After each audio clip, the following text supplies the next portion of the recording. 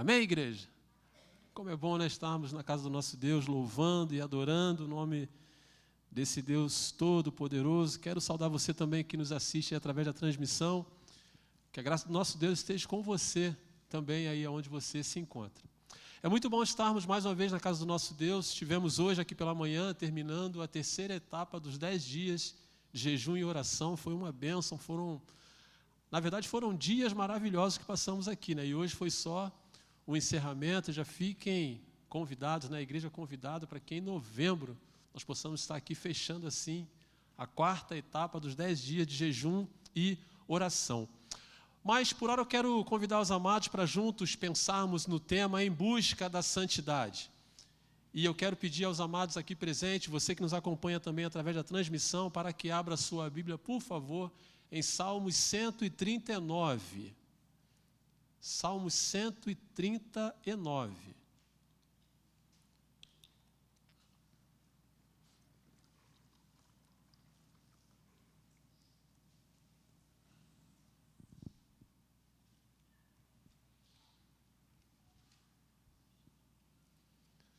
Nós vamos dar um pulinho lá nos versículos 23 e 24, mas aí você deixa a sua Bíblia aberta ou acessada, que nós vamos falar um pouquinho sobre este capítulo. Em busca da santidade. Diz assim o texto: sonda-me, ó Deus, e conhece o meu coração.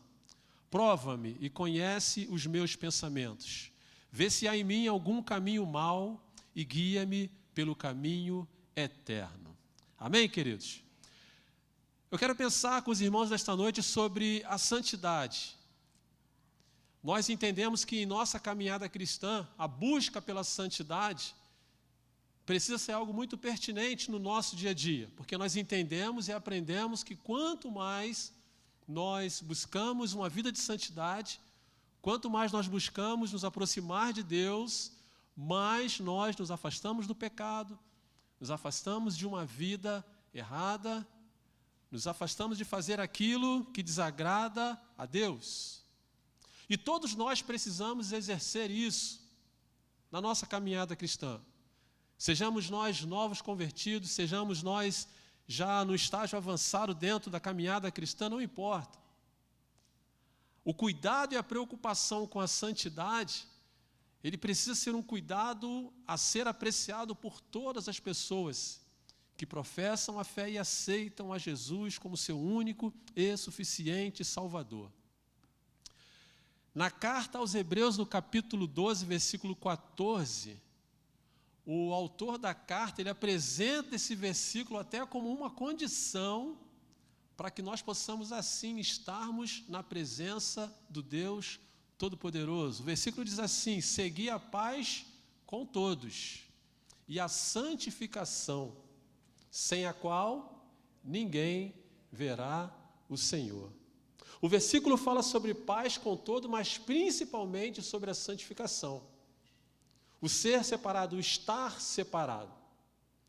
E aqui nesse capítulo em que nós lemos, de Salmo 139, Salmo de Davi, é um salmo em que Davi, ele traz consigo essa primícia de viver essa vida de santidade, de buscar essa santidade, de pensar mais sobre essa santidade.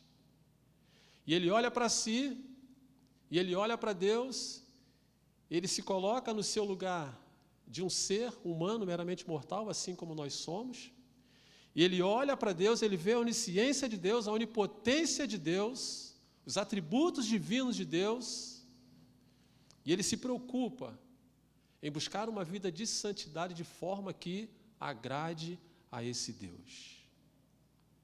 E como isso é bom, irmãos, e como nós precisamos ter esta plena convicção de quem Deus é e de quem nós somos.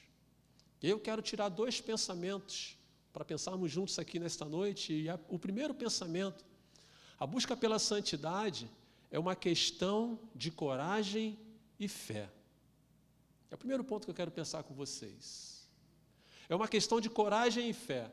O versículo 23, Davi fala assim: sonda-me, ó Deus, e conhece o meu coração, prova-me e conhece os meus pensamentos. É bem verdade que se você for ler esse versículo de forma isolada, você de repente fará uma interpretação dele. Mas se você puxar desde o versículo 1 do capítulo 139, você vai conseguir entender com facilidade que, na verdade, essa citação de Davi aqui, essa colocação de Davi, nos dá uma ideia de rendição completa diante de tudo que o capítulo descreve acerca de Deus. Ele começa discorrendo o que Deus é, o que Deus representa para ele e o que Deus representa para nós também. Ele fala sobre a onisciência de Deus, o saber absoluto de Deus. Ele fala sobre a onipotência de Deus, o poder total de Deus. E aí, se você parar para ler todo o capítulo, você vai ver que quando Davi chega nesse ponto aqui, ele não tem praticamente para onde correr. Percebam vocês, volte comigo no versículo de número 1, 139, versículo 1.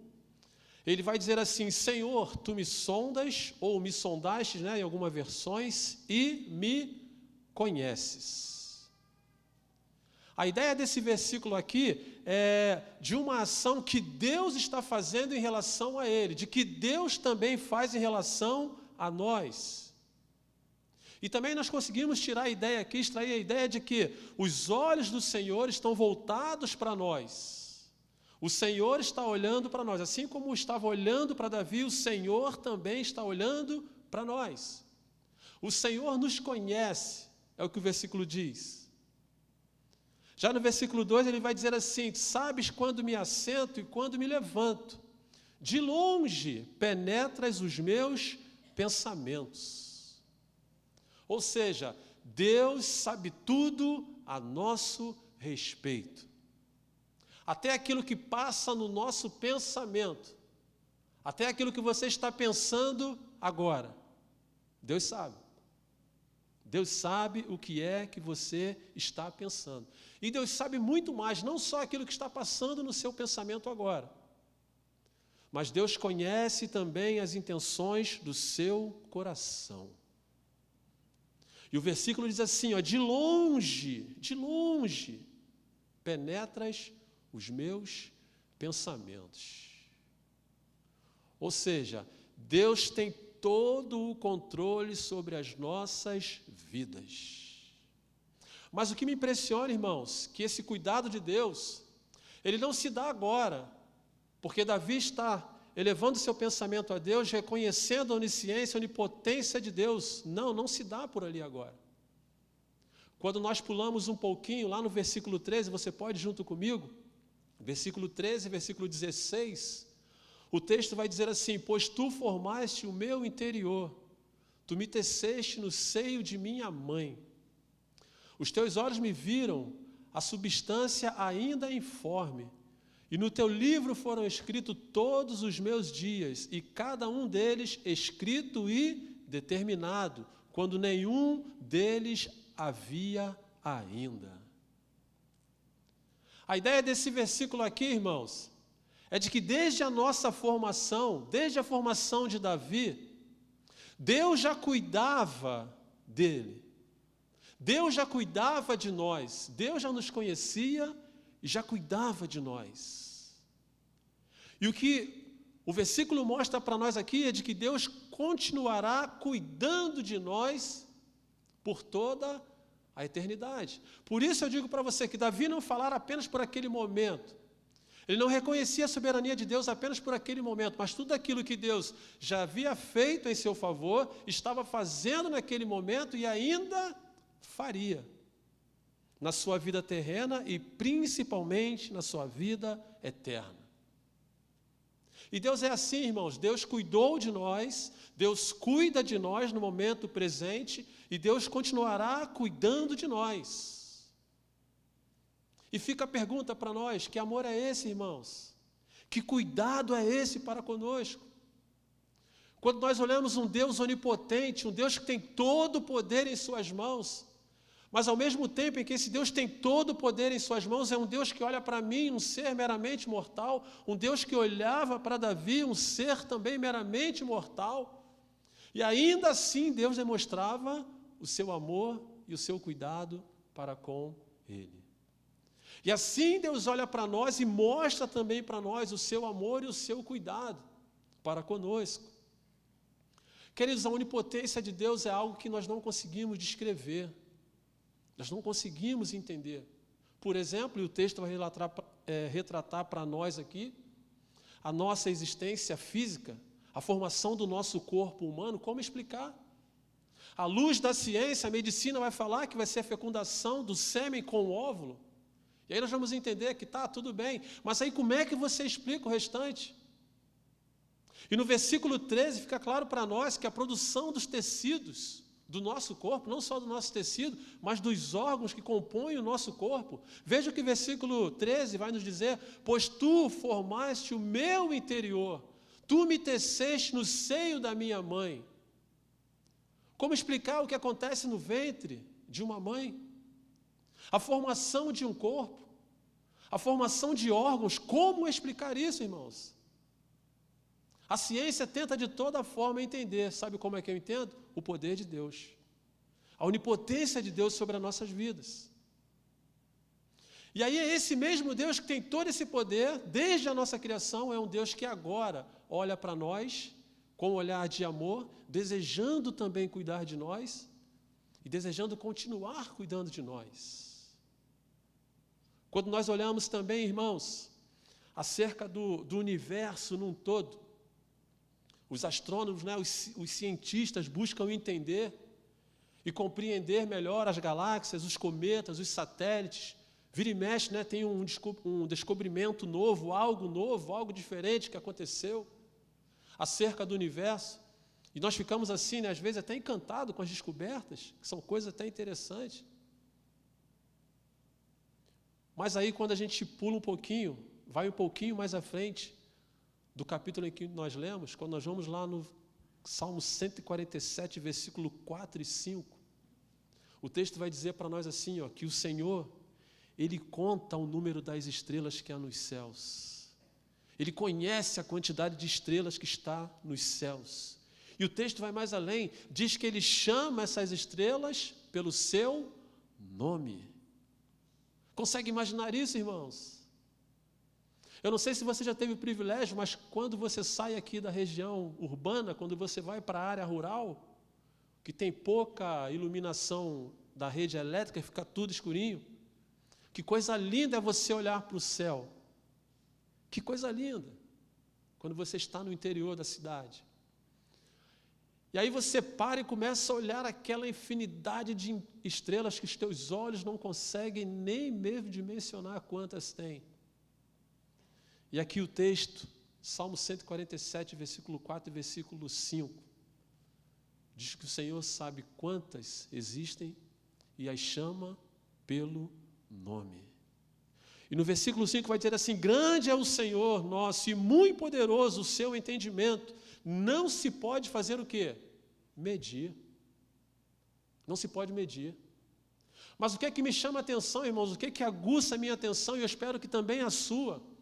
É que esse Deus Todo-Poderoso, em que a sua onipotência nós não conseguimos medir, é esse Deus que tem apreço para comigo e para contigo também. Isso é algo que precisa nos deixar extasiados, irmãos, alegres, satisfeitos, felizes, de saber que esse Deus Todo-Poderoso tem se preocupado conosco. Estava se preocupando com Davi. E tem se preocupado conosco também, irmãos. Com todo esse poder, com toda essa autoridade, com todo esse conhecimento, com todo esse cuidado, irmãos, desde a nossa formação. Sabe o que me deixa mais perplexo? E é onde a gente entra também no teor desse ponto que nós estamos lendo? Que apesar de tudo isso, o Senhor ainda nos deixa à vontade. O Senhor ainda deixa sobre os nossos ombros a decisão de escolha. O poder de escolher, que nós conhecemos como livre-arbítrio.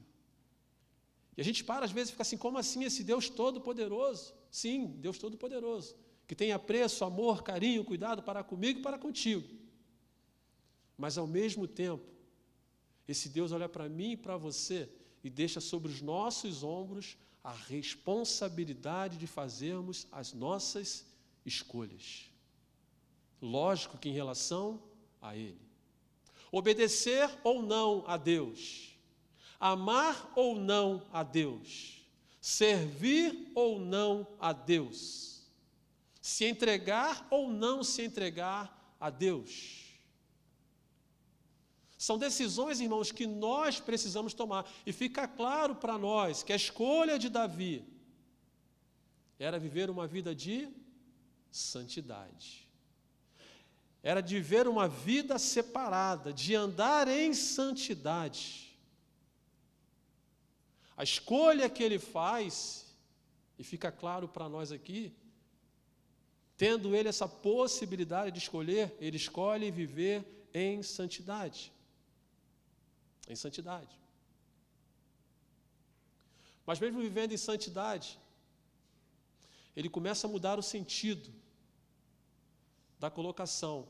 No começo do capítulo em que lemos, nós vemos a ação de Deus. Senhor, tu me sondas, tu me conheces, sabes quando assento, quando me levanto, e isso, e isso, e isso. Mas quando nós chegamos no versículo em que lemos, Davi muda de postura. Entendo eu que a preocupação dele em relação à sua santidade, ele olha para o Senhor e diz para o Senhor, Senhor, sonda o meu coração. Senhor, prova os meus pensamentos. Ele reconhece Deus, ele sabe quem Deus é. Mas ele pede a Deus, Senhor, sonda o meu coração.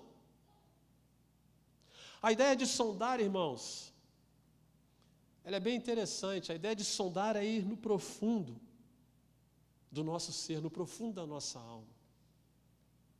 Além daquilo que é o quê? Daquilo que é superficial.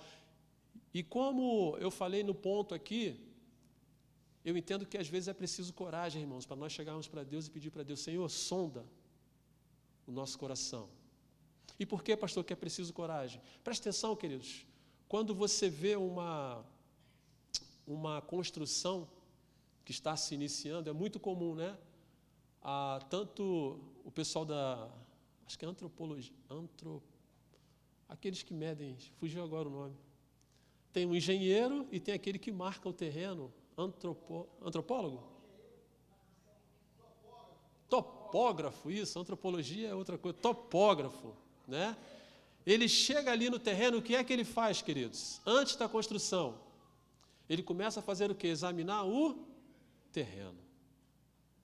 Aparentemente, aos nossos olhos, o terreno é o que é bom. O local onde o terreno está é o que é bom. A terra, aparentemente, é boa. Mas se ele quer ter uma boa edificação, se ele quer ter uma boa casa, um bom edifício, uma boa loja, o que ele precisa fazer? Sondar o terreno primeiro. Por mais simples que seja a casa, ele precisa furar o solo. Para que ele consiga chegar, no mínimo, na área que seja o quê? Firme.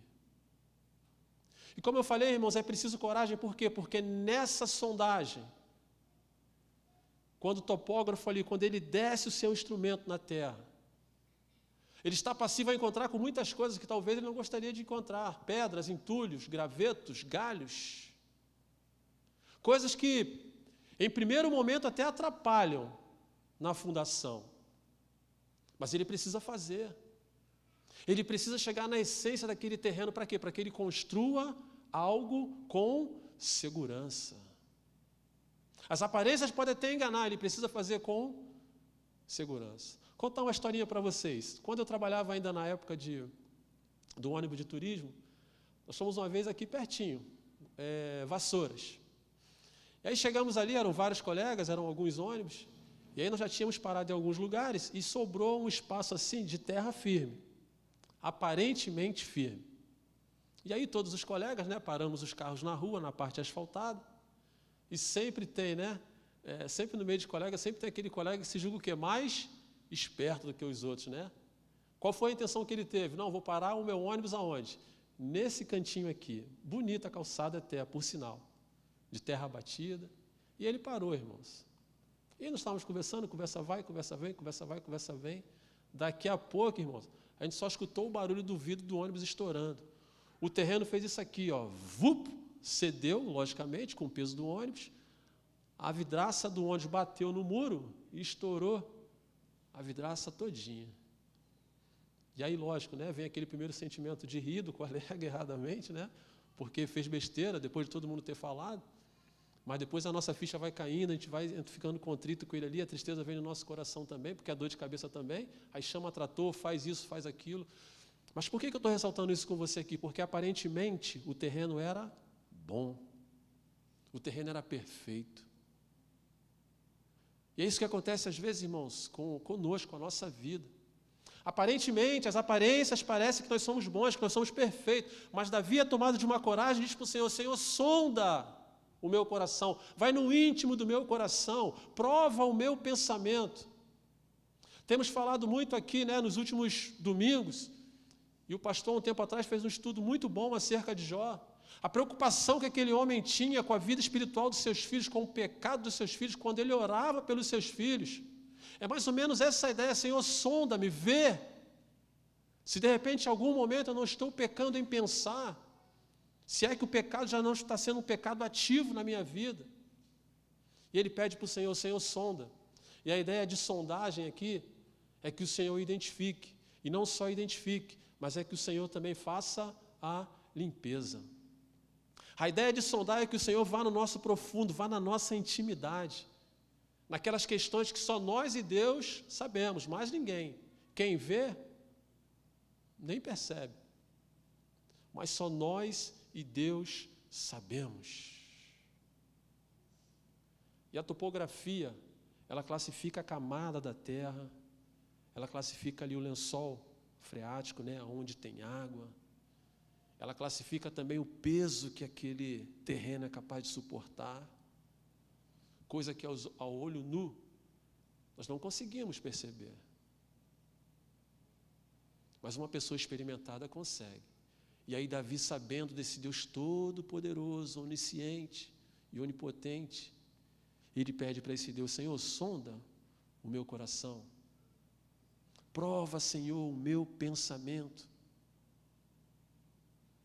Eu fico imaginando, irmãos, e penso comigo mesmo que talvez tenhamos corações que precisam ser sondados.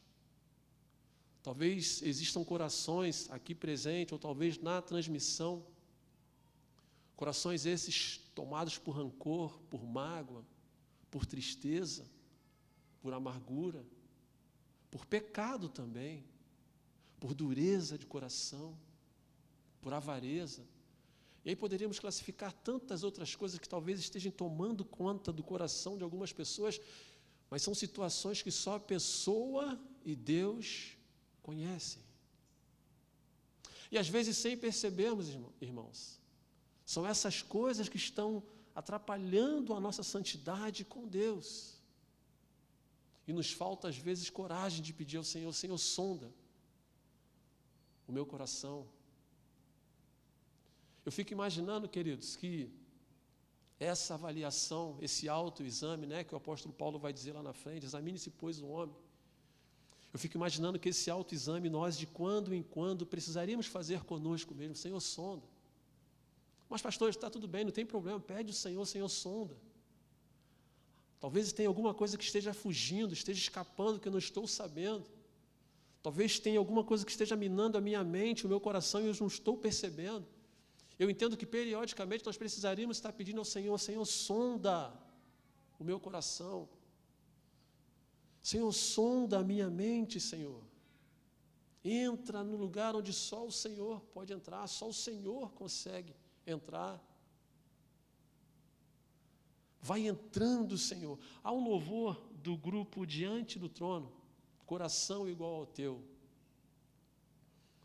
E esse cântico, eu não esqueço dele nunca, né? Porque foi um cântico que foi na minha aula magna, lá no seminário, quando eu fui lá, né?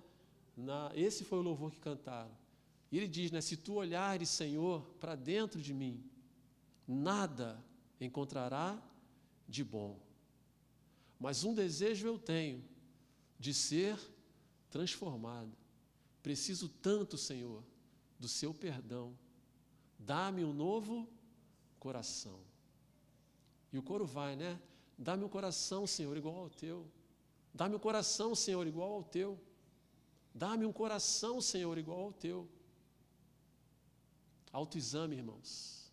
Sondagem. O Senhor penetrando aonde Ele precisa penetrar. E sabe o que é melhor? E sabe qual é a segunda advertência que eu tiro dentro desse mesmo ponto? Eu vejo essa atitude de Davi como uma atitude prudente. Ele está sendo prudente acerca da sua vida. Ele está pedindo a Deus ainda em tempo. Porque se fizermos um paralelo, irmãos, quando falamos à luz da medicina, se eu perguntasse para os irmãos aqui, quem gosta de ir ao médico? Eu creio que a maioria, salve a guarda, uma ou outra pessoa vai dizer que eu gosto, mas a grande maioria vai dizer que não gosta. Não gosta.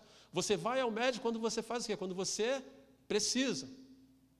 E às vezes quando você vai ao médico, o médico precisa fazer o que em você? Uma avaliação mais o quê? Profunda.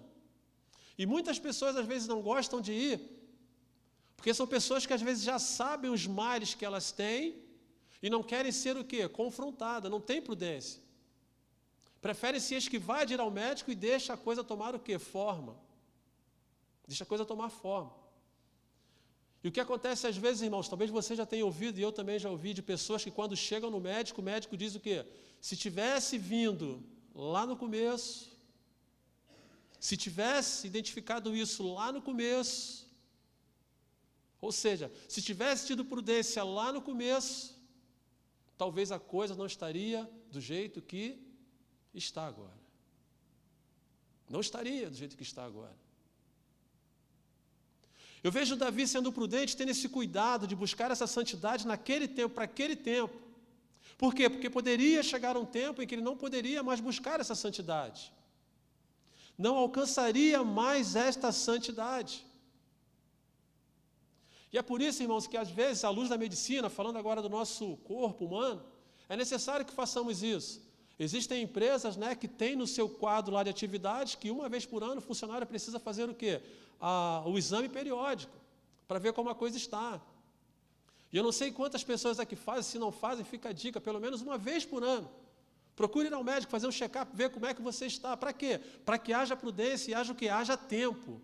Eu vejo um Davi preocupado com a santidade, com a sua santidade, enquanto há o quê? Enquanto há tempo. Porque se o pecado que está no coração do homem, se o pensamento pecaminoso que está na mente do homem, se esse não for tratado em tempo, se o Senhor não sondar, se não for tratado em tempo, esse ganha o quê? Formato. Toma formato. E daqui a pouco faz o quê com a vida humana? Toma conta da vida humana. E Davi deixa para nós, irmãos, esse ensinamento de buscar, de prudência, enquanto há tempo.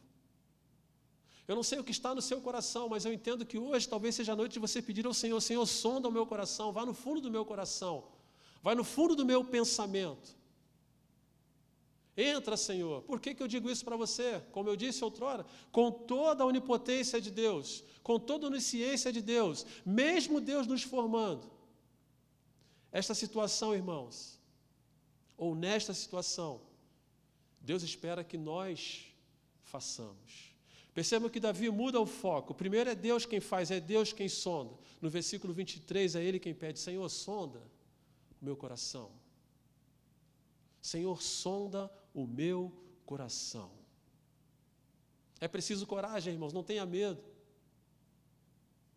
Não se atemorize, não tenha medo. Peça ao Senhor para que Ele sonde o seu coração. Peça ao Senhor para que Ele sonde também e trabalhe na sua mente. É preciso coragem, irmãos. Para termos uma vida de santidade, nós precisamos também ter coragem. Segundo ponto que eu quero pensar com vocês, a busca pela santidade é uma questão de escolha. Versículo 24.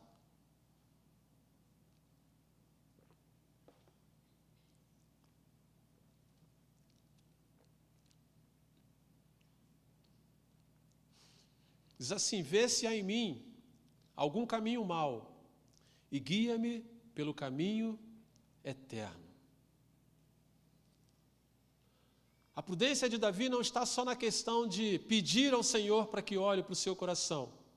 de pedir ao Senhor para que olhe para a sua mente. A prudência e a intenção de Davi é de que Deus agora comece também a trabalhar em seu coração, a partir da sua escolha. E ele pede ao Senhor: vê, Senhor, se há em mim algum caminho mau. Que caminho mau é esse, irmãos? Ou que caminhos maus são esses? Vê se há em mim, Senhor, caminho que estão me afastando da comunhão com o Senhor. Veja se há em mim, Senhor, caminhos que estão me levando a pecar. Vejam, Senhor, se há em mim caminhos que estão me levando para a perdição eterna. Vejam, Senhor, veja, Senhor, se há em mim ou se eu estou andando em caminhos que estão me levando à morte. Senhor, não só sonda o meu coração, mas mostra para mim, Senhor. Eu entendo esse versículo dessa forma: Senhor, mostra para mim. Mostra para mim. Mateus capítulo 7, versículo 13 e 14, nos fala um pouco acerca desses dois caminhos. Diz assim o texto: entrai pela porta estreita. E ele coloca ali entre parênteses, né? Larga é a porta, e espaçoso o caminho que conduz para perdição. E são muitos os que entram por ela. No versículo 14 ele vai dizer assim: porque estreita é a porta e apertado o caminho que conduz para onde? Para a vida. E são poucos os que acertam com ela. E é isso que Davi pede ao Senhor, do fundo do seu ser: Senhor, tira-me desse caminho do mal. Vê, Senhor, se há em mim caminhos que estão me levando para a perdição eterna. E guia-me, Senhor, pelo caminho eterno. Que caminhos são esses, irmãos? Caminhos que glorificam o nome do Senhor, caminhos que nos aproximam mais do Senhor, caminhos que nos levam à vida eterna. Como eu falei, à medida em que nós buscamos santidade, nós nos aproximamos mais de Deus. E se nos aproximamos mais de Deus, buscamos viver no caminho de santidade, de retidão. E é isso que Davi pede ao Senhor. Não só sonda, Senhor, achou alguma coisa? Agora eu te peço, Senhor.